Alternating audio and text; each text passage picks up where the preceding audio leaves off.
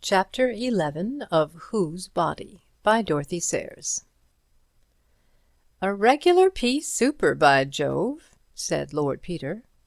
Parker grunted and struggled irritably into an overcoat. "It affords me, if I may say so, the greatest satisfaction," continued the noble lord, "that in a collaboration like ours all the uninteresting and disagreeable routine work is done by you." Parker grunted again. "Do you anticipate any difficulty about the warrant?" enquired Lord Peter. Parker grunted a third time. "I suppose you've seen to it that all this business is kept quiet?" "Of course." "You've muzzled the workhouse people?" "Of course." "And the police?" "Yes." "Because if you haven't, there'll probably be nobody to arrest." "My dear Wimsey, do you think I'm a fool?" "I had no such hope." Parker grunted finally and departed. Lord Peter settled down to a perusal of his Dante. It afforded him no solace. Lord Peter was hampered in his career as a private detective by a public school education. Despite Parker's admonitions, he was not always able to discount it. His mind had been warped in its young growth by Raffles and Sherlock Holmes, or the sentiments for which they stand. He belonged to a family which had never shot a fox. "I am an amateur," said Lord Peter. Nevertheless, while communing with Dante, he made up his mind. In the afternoon he found himself in Harley Street. Sir Julian Freke might be consulted about one's nerves from 2 till 4 on Tuesdays and Fridays. Lord Peter rang the bell. "Have you an appointment, sir?" enquired the man who opened the door.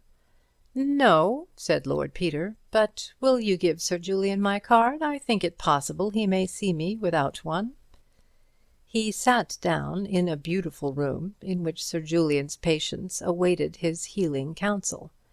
It was full of people.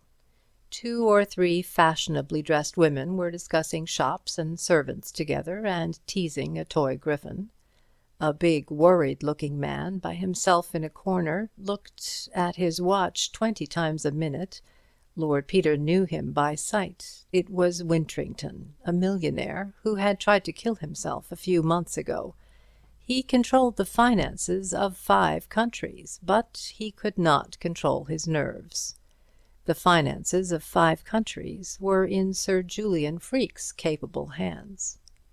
By the fireplace sat a soldierly-looking young man of about Lord Peter's own age. His face was prematurely lined and worn. He sat bolt upright, his restless eyes darting in the direction of every slightest sound.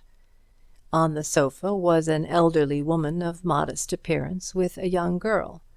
The girl seemed listless and wretched. The woman's look showed deep affection and anxiety, tempered with a timid hope.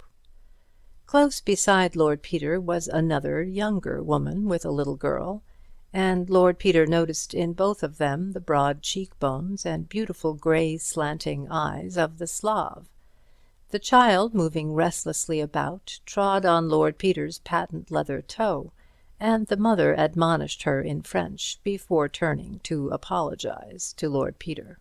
"Mais je vous en prie, madame," said the young man, "it is nothing."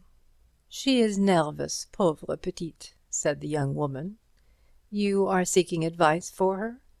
"Yes, he is a wonderful doctor. Figure to yourself, monsieur, she cannot forget, poor child, the things she has seen."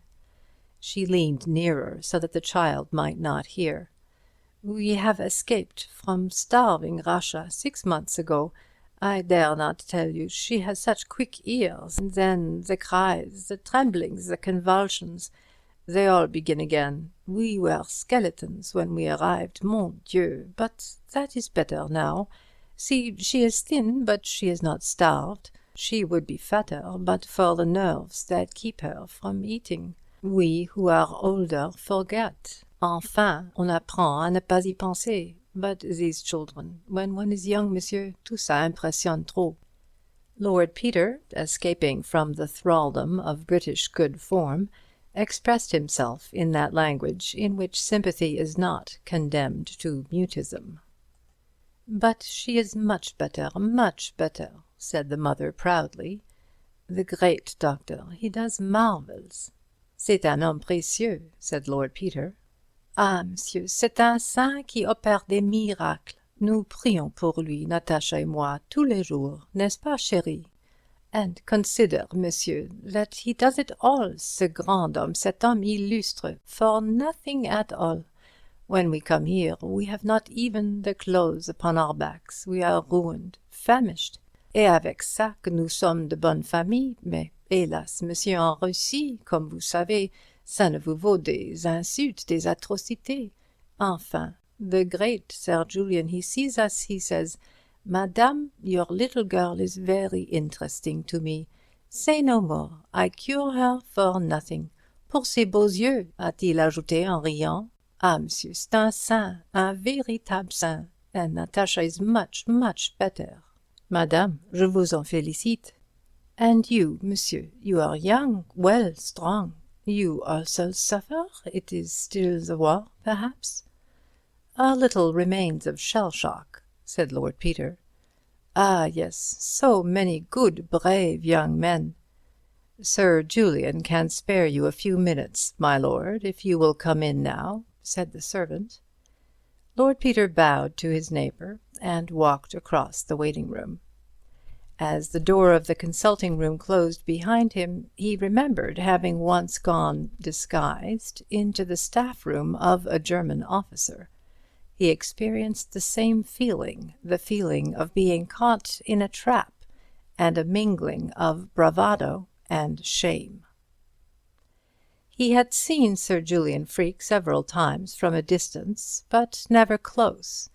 Now, while carefully and quite truthfully detailing the circumstances of his recent nervous attack, he considered the man before him.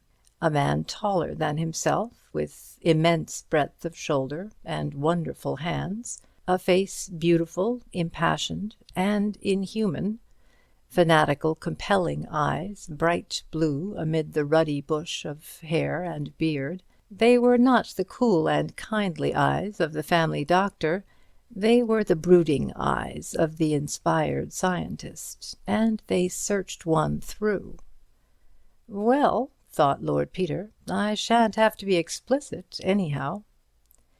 "Yes," said Sir Julian, "yes. You had been working too hard, puzzling your mind, yes. More than that, perhaps, troubling your mind, shall we say? I found myself faced with a very alarming contingency." "Yes. Unexpected, perhaps?" "Very unexpected indeed."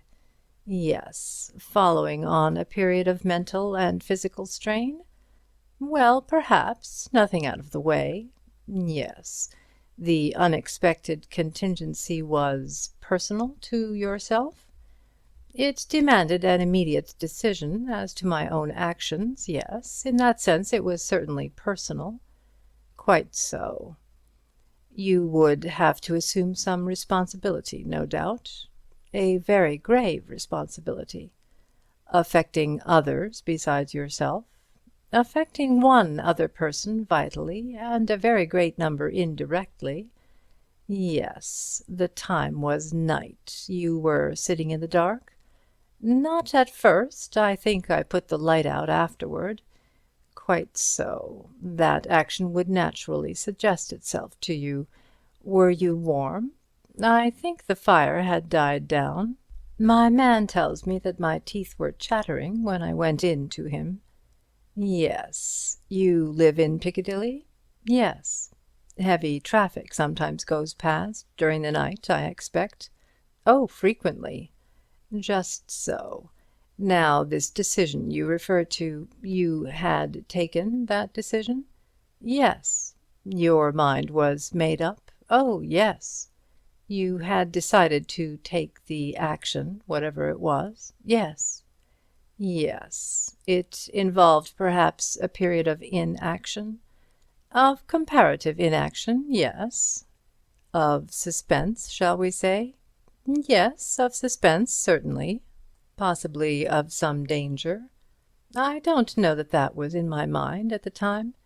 No, it was a case in which you could not possibly consider yourself, if you like to put it that way. Quite so, yes. You had these attacks frequently in 1918? Yes, I was ill for some months. Quite. Since then they have recurred less frequently? Much less frequently. Yes. When did the last occur? About 9 months ago. Under what circumstances? I was being worried by certain family matters. It was a question of deciding about some investments, and I was largely responsible. Yes. You were interested last year, I think, in some police case? Yes, in the recovery of Lord Attenbury's emerald necklace. That involved some severe mental exercise? I suppose so, but I enjoyed it very much. Yes. Was the exertion of solving the problem attended by any bad results physically? None. No. You were interested but not distressed. Exactly. Yes. You have been engaged in other investigations of the kind? Yes, little ones. With bad results for your health? Not a bit of it. On the contrary, I took up these cases as a sort of distraction. I had a bad knock just after the war, which didn't make matters any better for me, don't you know? Ah, you are not married? No. No. Will you allow me to make an examination? Just come a little nearer to the light. I want to see your eyes. Whose advice have you had till now? Sir James Hodges. Ah, yes. He was a sad loss to the medical profession. A really great man, a true scientist. Yes. Thank you. Now, I should like to try you with this little invention. What's it do? Well, it tells me about your nervous reactions. Will you sit here? The examination that followed was purely medical.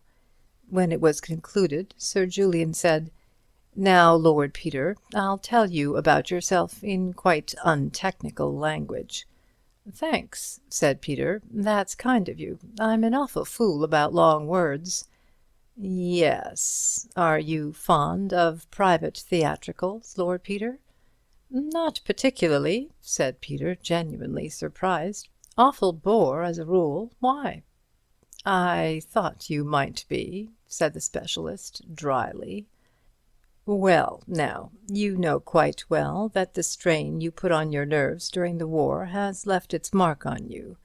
It has left what I may call old wounds in your brain. Sensations received by your nerve endings sent messages to your brain and produced minute physical changes there, changes we are only beginning to be able to detect even with our most delicate instruments.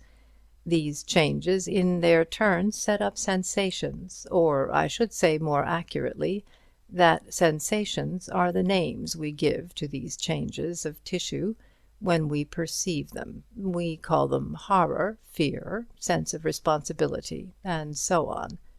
Yes, I follow you. Very well. Now, if you stimulate those damaged places in your brain again, you run the risk of opening up the old wounds.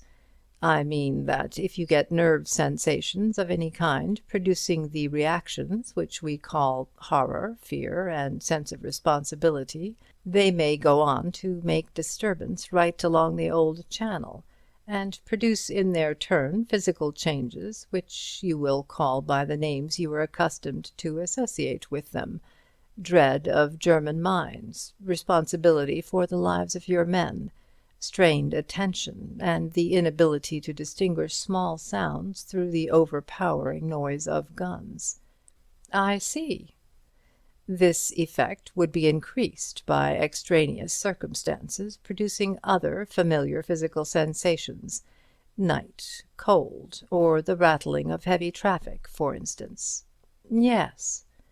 Yes, the old wounds are nearly healed, but not quite. The ordinary exercise of your mental faculties has no bad effect. It is only when you excite the injured part of your brain. Yes, I see. Yes, you must avoid these occasions. You must learn to be irresponsible, Lord Peter. My friends say I'm only too irresponsible already. Very likely. A sensitive, nervous temperament often appears so, owing to its mental nimbleness. Oh, yes. This particular responsibility you were speaking of still rests upon you? Yes, it does. You have not yet completed the course of action on which you have decided? Not yet. You feel bound to carry it through? Oh, yes, I can't back out of it now. No. You are expecting further strain? A certain amount. Do you expect it to last much longer? Very little longer now.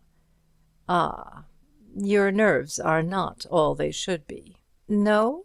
No, nothing to be alarmed about, but you must exercise care while undergoing this strain, and afterwards you should take a complete rest. How about a voyage in the Mediterranean or the South Seas or somewhere?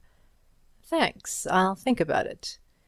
Meanwhile, to carry you over the immediate trouble, I will give you something to strengthen your nerves.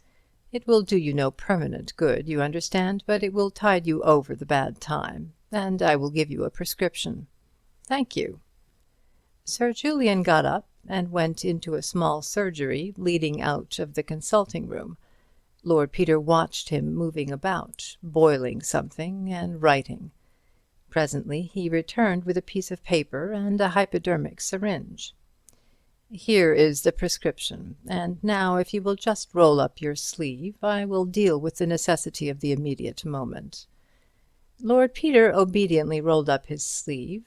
Sir Julian Freke selected a portion of his forearm and anointed it with iodine. "What's that you're going to stick into me? Bugs?" The surgeon laughed. "Not exactly," he said. He pinched up a portion of flesh between his finger and thumb. "You've had this kind of thing before, I expect." "Oh, yes," said Lord Peter. He watched the cool fingers, fascinated, and the steady approach of the needle. "Yes, I've had it before, and, d'you know, I don't care frightfully about it." He had brought up his right hand, and it closed over the surgeon's wrist like a vice. The silence was like a shock. The blue eyes did not waver. They burned down steadily upon the heavy white lids below them. Then these slowly lifted. The grey eyes met the blue coldly, steadily, and held them. When lovers embrace, there seems no sound in the world but their own breathing. So the two men breathed, face to face. "As you like, of course, Lord Peter," said Sir Julian courteously. "Afraid I'm rather a silly ass," said Lord Peter. "But I never could abide these little gadgets. I had one once that went wrong and gave me a rotten bad time. They make me a bit nervous." "In that case," replied Sir Julian, "it would certainly be better not to have the injection. It might rouse up just those sensations which we are desirous of avoiding. You will take the prescription, then, and do what you can to lessen the immediate strain as far as possible." "Oh, yes, I'll take it easy, thanks," said Lord Peter. He rolled his sleeve down neatly. "I'm much obliged to you. If I have any further trouble, I'll look in again." Do, said Sir Julian cheerfully. "Only make an appointment next time. I'm rather rushed these days. I hope your mother is quite well. I saw her the other day at the Battersea inquest. You should have been there. It would have interested you."